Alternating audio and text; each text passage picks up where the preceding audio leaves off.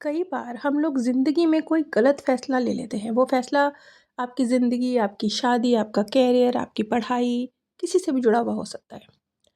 और बाद में हमें समझ नहीं आता कि अब हम क्या करें? हम उस चीज़ में उलझ चुके हैं, फँस चुके हैं। जैसे कोई गलत रिश्ता, कोई गलत करियर, कोई आपकी जॉब।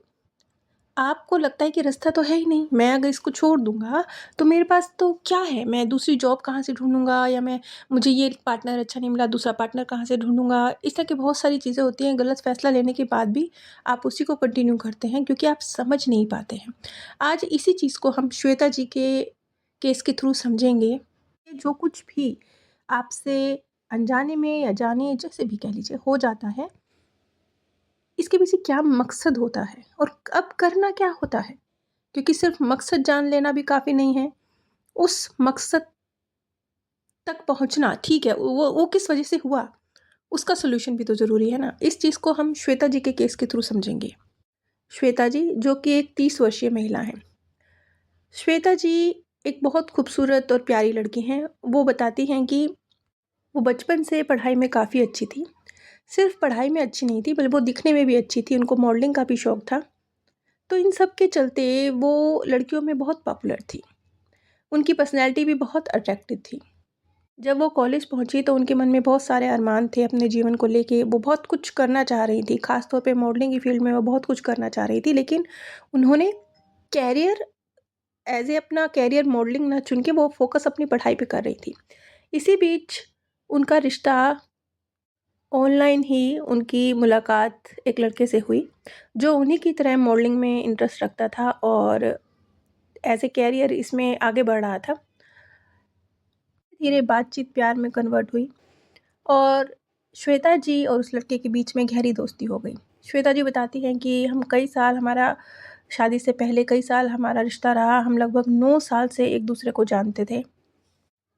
इन 9 सालों में श्वेता जी ने तो एज़ ए कैरियर कुछ बहुत ज़्यादा ग्रोथ हासिल नहीं करी, क्योंकि वो कहीं न कहीं स्टक थीं। वो पढ़ाई में अपना कैरियर बनाना चाह रही थी, लेकिन इच्छा उनकी मॉडलिंग की तरफ जाने को थी। ग्लैमर उन्हें अट्रैक्ट करता था। दूसरी तरफ जो उनके मित्र हैं, उनका भी कुछ ख़ास तो नहीं चल रहा था, लेकिन फिर भी कंपैरेटिवली कह सकते हैं कि उनका फ़ोकस जो वो करना चाह रहे थे, मॉडलिंग करना चाह रहे थे, उसी दिशा में था, तो कुछ फिर भी ठीक था। इसी तरीके से 2 साल पहले इन दोनों ने शादी का फ़ैसला लिया और श्वेता जी की शादी हो गई। श्वेता जी बताती हैं कि अचानक से शादी के सिर्फ़ 2 साल के अंदर ही, मतलब वो खुद भी कहती हैं कि मैं तो हैरान हूँ कि शादी से पहले और शादी के बाद में इतना भी कौन-सा बड़ा डिफ़रेंस आ गया एकदम से, क्योंकि अब तो उनकी 1 साल की बच्ची भी है। तो वो कहती है 2 साल के अंदर ज़िंदगी बिल्कुल बदल गई। जो व्यक्ति सिर्फ़ मुझसे प्रेम करने का दावा करता था, उसका व्यवहार बिल्कुल परिवर्तित है। दूसरी तरफ शादी होते ही वो प्रेग्नेंट हो गई और फिर उनकी अब 1 साल की बच्ची है, क्योंकि लंबा अफ़ेयर था। उन्हें लग रहा था कि ठीक है, शादी कर ली है तो अब जल्दी फैमिली आगे बढ़ानी चाहिए, 9 साल का रिश्ता बहुत होता है। तो इन 2 सालों में वो कहती हैं कि पूरी तरह से ज़िंदगी बदल चुकी है और ये परिवर्तन मेरी प्रेगनेंसी के बाद ही आ गया था। अचानक से उनके हस्बैंड का परिवर्तन, उनके प्रति उनके हस्बैंड का जो व्यवहार है वो बिल्कुल परिवर्तित हो गया। वो अक्सर श्वेता जी को उनकी कमियाँ गिनवाया करते थे। वो कितनी नाकाबिल हैं और जीवन में असफल हैं, वो किसी लायक नहीं हैं, इस तरह के एहसास उन्हें कराए जाते थे। हालत इतनी ज़्यादा बिगड़ चुकी थी, क्योंकि जितनी कॉन्फिडेंट अपने स्कूल टाइम में रही हैं श्वेता जी, इंटेलिजेंट भी थीं, तो खूबसूरत भी थीं, तो सब तरफ से जो तारीफ़ें मिलती थी, वो कॉन्फिडेंस एकदम टूट के चकनाचूर हो गया।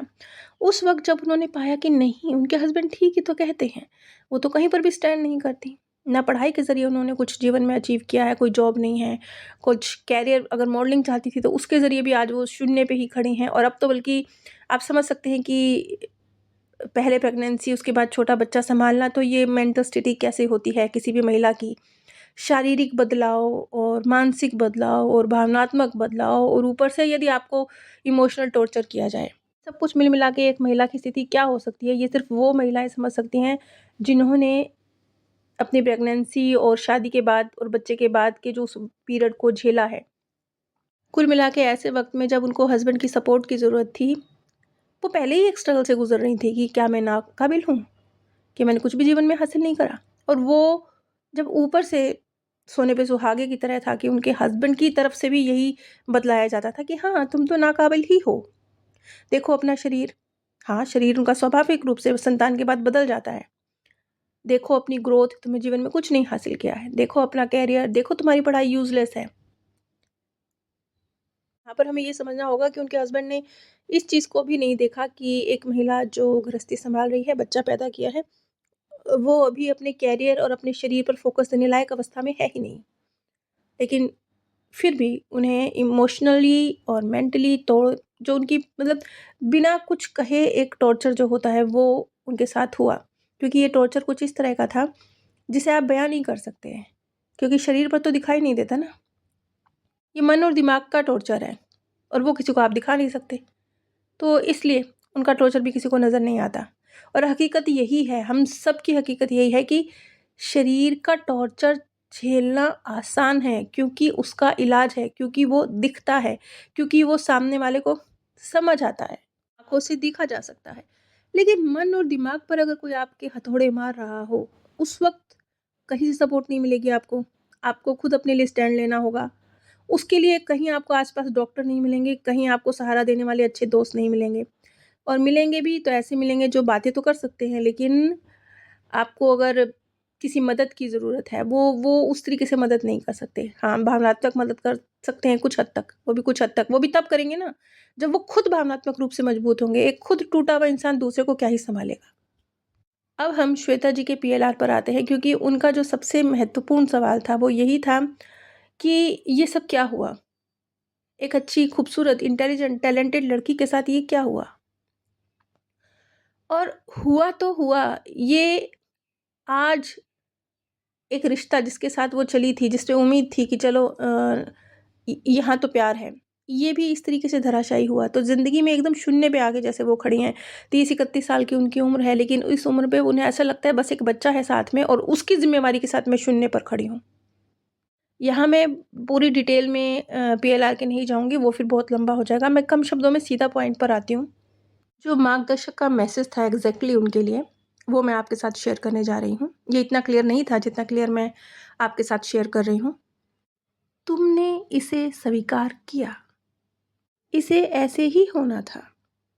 जीवन परिवर्तन के फैसले लेने की हिम्मत रखो। अपना सोल प्लान एक्टिवेट करो। अपनी ऊर्जा सही दिशा में भेजो। ऊर्जा के शोषित होने से बचो। ये वो मैसेज हैं जो टुकड़ों टुकड़ों में श्वेता जी को मिले। अब हम सरल शब्दों में इन मैसेजेस को डिकोड करेंगे, जैसे कि ऊर्जा को शोषित होने से बचो, अपने लिए स्टैंड लेना सीखो। श्वेता जी को स्पष्ट मैसेज दिया गया था कि वो एक कंफर्ट जोन में हैं, जहां उनकी मानसिक और भावनात्मक ऊर्जा का शोषण हो रहा है और वो होने दे रही हैं। सिर्फ इसलिए क्योंकि वो जॉब नहीं करती, क्योंकि उनके साथ बच्चा है, क्योंकि उन्हें लगता है कि अब उनका शरीर खराब हो चुका है। इसलिए अब वो इस शादी से बाहर जाकर क्या ही कर पाएंगी। ये जो उनका नज़रिया है, इस नज़रिए ने उन्हें शोषित होने दे रहा है। ये अपने आप पर दया करने जैसा है। दया के पात्र नहीं हैं आप, दया के पात्र नहीं हैं। लेकिन जब इंसान खुद पे मैं बेचारा, मैं क्या करूं, मैं तो शोषित, इस तरीके से दया भाव रखता है, तो वो अपने दरवाजे आप ही बंद करता है। ये जैसा कि श्वेता जी ने करा। उनके हस्बैंड जो कुछ उनके साथ कर रहे थे, उन्होंने होने दिया मतलब कोई आपके मन और आपके दिमाग पर प्रहार कर रहा है और आप होने दे रहे हैं। आप उस प्रहार को रोक नहीं रहे हैं। आप अपना एक कवच लेके सामने खड़े नहीं हो गए कि कैसे आएगा तेरा प्रहार, मैं होने नहीं दूंगा। वो आप कर नहीं रहे हैं। श्वेता जी, जो ऊर्जा उनके पति के द्वारा उन तक फेंकी जा रही थी कि तू नाकाबिल, क्योंकि वो दिख रहा था ना कि वो नाकाबिल, उन्होंने कुछ किया नहीं ना अपनी लाइफ में, ये एक भाव डाला जा रहा था ना उनके हस्बैंड की तरफ से उनके मन में। और वो उस ऊर्जा को सोख रही थी कि हाँ ठीक ही तो कह रहे हैं मेरे हस्बैंड, हाँ मैं नाकाबिल, हाँ मैं तो अपना करियर कहीं भी नहीं बना सकी। वो एक कांस्टेंट ऊर्जा जिसे वो शोषित कर रही थी, अपने अंदर ऑब्जर्व कर रही थी और अपने को खुद ही दया का पात्र समझ रही थी। कोई और नहीं समझेगा उनको दया का पात्र। किसी और को आपकी लाइफ से लेना देना नहीं है, किसी और को श्वेता जी की लाइफ से लेना देना नहीं था कि वो कितनी स्ट्रगल से गुजर रही हैं। लेकिन वो खुद को ही दया का पात्र बना के बैठी थी अपनी ही नज़रों में।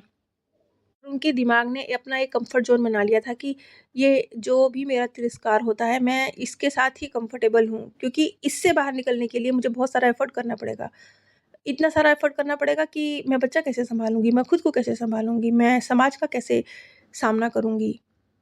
और कहीं न कहीं वो जो अच्छा वक़्त उन्होंने अपने हस्बैंड के साथ जो शादी से पहले का गुज़ारा है, उसकी यादें भी कहीं न कहीं एक मन में रह गई थी, जो उस कम्फ़र्ट ज़ोन को तोड़ने से रोकती थी। पीएलआर के माध्यम से श्वेता जी को ये चीज़ क्लियर हुई कि हाँ, मैं शोषित बन के नहीं रह सकती, मैं खुद पे दया नहीं कर सकती। अपनी मानसिक ऊर्जा, भावनात्मक ऊर्जा किसी को ऑब्ज़र्व करने नहीं दे सकती। कोई अगर अपनी फ्रस्ट्रेशन, अपनी नकारात्मकता, अपनी जलन, अपना अहंकार कुछ भी पोषित करने के लिए मेरी तरफ ऊर्जा फेंक रहा है, तो मैं उसको ऑब्ज़र्व नहीं करूँगी। मेरे हस्बैंड अगर मुझे नीचा दिखाने के बाद खुद को ऊँचा महसूस करते हैं, तो उनकी इस ऊर्जा को मैं स्वीकार नहीं करूँगी, अपने अपने मन पर हावी नहीं होने दूँगी। उसे मैं ट्रांसफ़ॉर्म कर दूँगी, अपनी ताकत बना लूँगी। ये एक मैसेज था, जब उन्होंने इस मैसेज को समझा, डिकोड किया और उन्हें साफ-साफ ये जो एक क्लियर कट एक मैसेज निकल के आया कि उन्हें अपने लाइफ़ का एक कम्फ़र्ट ज़ोन से बाहर निकल के बड़ा डिसीज़न लेना है। अब श्वेता जी ने अपने उस कम्फर्ट ज़ोन को तोड़ा है, वो उस ऊर्जा को ऑब्ज़र्व नहीं करती हैं, जो नेगेटिविटी उनके हस्बैंड की तरफ से उनका आत्मसम्मान गिराने के लिए उन तक पहुँचाई जाती है। उन्होंने अब अपने करियर पर, ऑनलाइन करियर पर ध्यान देना शुरू कर दिया है और खुद मॉडलिंग एजेंसियों के साथ संपर्क करने शुरू कर दिए हैं। वो जो एक कम्फर्ट ज़ोन था ना खुद पर दया करने का, वो पूरी तरह से वो पिंजरा टूट गया है। उस पिंजरे का टूटना, खुद पर दया, उफ़! मैं तो बेचारा, वो वाला जो पिंजरा था ना, वो पिंजरा टूटा है। और जैसे ही वो पिंजरा टूटा है, अब खुद श्वेता जी का कहना है कि एक नहीं, 1000 रास्ते मेरे सामने हैं। मैं हैरान हूँ कि इन 2 सालों के अंदर वो एक भी रास्ता मैं नहीं देख सकी, जो आज सिर्फ़ 2 महीने के अंदर ऐसे खुल-खुल के मेरे सामने आ रहे हैं कि मैं हैरान हूँ कि मैं को क्यों पहले सब कुछ होते हुए भी नज़र नहीं आया। वो इसलिए नज़र नहीं आया क्योंकि वो आँखें, वो नज़रिया, वो सोच, वो समझ, जो वो क्लैरिटी जो उन्हें मिली है पीएलआर से, वो पहले उनके पास नहीं थी। जब अब उन्हें चीज़ें समझ में आईं, तो अब उनके सामने 1000 रास्ते हैं, ये रास्ते पहले भी थे। फ़र्क सिर्फ़ इतना है कि पहले वो नज़र नहीं थी देखने की। पहले आपके सामने अगर 5 किलो का बोझ रखा है और आप समझते हैं मैं उठाने लायक नहीं हूँ और आप वहाँ बैठे रहते हैं और उम्मीद करते हैं कि कोई आएगा, मेरे हस्बैंड, मेरा बेटा, मेरा कुछ तो आएगा जो उस 5 किलो के बोझ को उठाएगा। लेकिन अगर आपको अपनी ताकत याद रहे कि नहीं, मैं 5 किलो उठा सकता हूँ बड़े आराम से, तो क्या होगा? आप बिना किसी के इंतज़ार के उसे उठाएँगे और अपना काम खुद कर लेंगे। और अगर आप उस 5 किलो को किसी और के उठाए जाने का इंतज़ार करेंगे, तो ना सिर्फ़ आप अपना वक़्त ख़राब करेंगे, बल्कि आपके लिए अगर किसी और ने वो 5 किलो उठा भी दिए, तो वो एक बार उठाएगा ना। अब उन्हें किस तरीके से अपने लिए स्टैंड लेना है, इस चीज़ की क्लैरिटी मिलने के बाद अब श्वेता जी ने अब उन्होंने अपनी बच्ची को सँभाले जाने के लिए अपनी मम्मी जी को अपने पास बुला लिया है। वो उनकी 1 साल की बच्ची की देखभाल करती हैं और स्वयं श्वेता जी जिन्होंने अपना मॉडलिंग करियर एक बार फिर से शुरू कर दिया है। बेशक संतान होने के बाद अब उनकी जो शारीरिक स्थिति है वो पहली तरह नहीं है, वो उनका वज़न थोड़ा बढ़ चुका है। लेकिन इस कैटेगरी में भी उन्होंने अपने लिए रास्ते तलाश करने शुरू कर दिए हैं। शुरुआत हो चुकी है और ये मैसेज भी कन्वे हो चुका है कि 1 साल के अंदर-अंदर उनकी स्थिति कहीं गुना बेहतर होगी। यानी कि ये मैसेज भी उन तक कन्वे हुआ कि ये जो उन्होंने उनके अंदर परिवर्तन आया है ना, सिर्फ़ 1 साल के अंदर-अंदर वो पूरी तरह से अपनी लाइफ़ को ट्रांसफ़ॉर्म कर लेंगी। अच्छा चलिए, मैं ये कह रही हूँ कि बेशक वो अपनी ज़िंदगी को सँवार लेंगी, लेकिन एक चीज़ है ना, इस सारे केस में आप एक चीज़ पे ध्यान दीजिए, सिर्फ़ एक चीज़ पे। देखिए एज़ ए करियर वो कितना ग्रो करती हैं, क्या करती हैं, पैसा कितना कमाती हैं, नाम कितना कमाती हैं, वो सब चीज़ें साइड में रखिए, वो सब भौतिक चीज़ें हैं ना, दुनियावी चीज़ें हैं। दुनियावी चीज़ों का ज़िक्र हम कभी और करेंगे। हम आध्यात्मिक चीज़ का ज़िक्र करते हैं। ये सब कुछ जो हो गया श्वेता जी के साथ, एक चीज़ बड़ी खूबसूरत हुई है। आज वो लगभग 31 साल की हैं। इतनी जल्दी उनको किस्मत ने कैसे कंफर्ट ज़ोन को ब्रेक करते हैं और कैसे सामने वाले की फेंकी गई किस ऊर्जा को ऑब्ज़र्व करना है और किसको वापस उस तक लौटा देना है, ऑब्ज़र्व नहीं करना है। ये ट्रिक उन्होंने सीख ली। ये ज्ञान उन्हें मिल गया। अब वो करियर वाइज़ कितना ग्रो करेंगी वो हम भविष्य में देखेंगे। लेकिन मैं कहती हूँ उन्होंने जो कुछ सहा उसका रिटर्न उन्हें मिल गया। क्यों? क्योंकि अभी पूरी ज़िंदगी ये लेसन कितना काम आएगा, ज़िंदगी के बाद भी काम आएगा। किसकी भेजी हुई ऊर्जा को किस हद तक ऑब्ज़र्व करना है और कैसे अपना कंफर्ट ज़ोन ब्रेक करना है, ये बहुत बड़ी बात है। क्योंकि थोड़ा सब अपनी-अपनी लाइफ़ पर ध्यान दीजिए, आप लोग को समझ में आ जाएगा कि हम लोग के जो बहुत सारे दुःख होते हैं, वो अपना कंफर्ट ज़ोन ब्रेक ना करने की वजह से होते हैं। क्योंकि रोना, अपने ऊपर दया करना, ये भी तो एक कंफर्ट ज़ोन ही है। श्वेता जी का केस तो यहीं समाप्त होता है। अगर आपके जीवन से जुड़े कुछ सवाल हैं, क्या, क्यों और कैसे आप इन रहस्यों को समझना चाहते हैं, पीएलआर प्रक्रिया करवाना या सीखना चाहते हैं, तो आप स्क्रीन पर दिए गए व्हाट्सएप नंबर पर संपर्क कर सकते हैं। आप सभी पर परमात्म सौंदर्य, प्रेम और आनंद सदैव बरसता रहे। आप सभी दिव्य परम